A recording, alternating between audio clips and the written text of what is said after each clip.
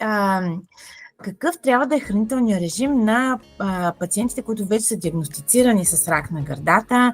Много често при мен идват пациенти, които реално още са в шок от диагнозата. В този момент те се чудят не знаят какво следва, не са наясно с пътя на пациента. Това е един друг проект, с който ние занимаваме, кое след кое следва.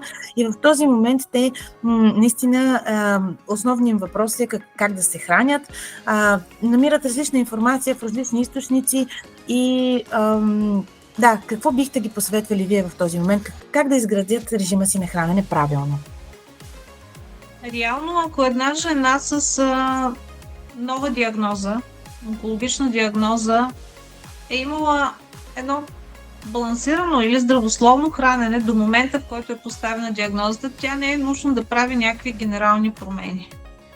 Изобщо, защото това ще бъде допълнителен стрес за нейния организъм в този критичен момент. Но ако става въпрос за човек, който е имал много безотговорно отношение към храненето си, бил е доста незаинтересован кога яде, какво яде, не е подбирал, т.е. едно нездравословно хранене, ако е имал, то вече след като е на лице тази диагноза, със сигурност трябва да се обърне внимание на храненето и то да бъде оптимизирано. Т.е.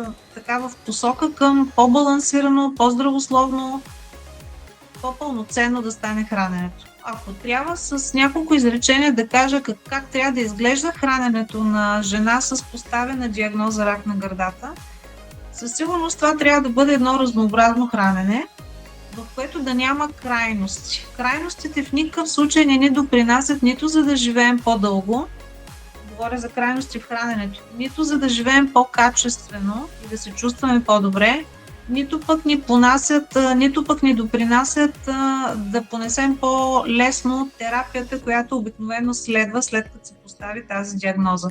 Така че лично моето мнение е никакви крайности да няма в храненето, да няма залитане в посока да се изключват цели групи храни, примерно да се изключат всички животински продукти, или да се изключи глутена, или да се изключат примерно всички млечни продукти. Това са крайности, които крият много рискове за здравето и за, ако мога да кажа, най-вече за качеството на живот на пациента с рак на гърдата.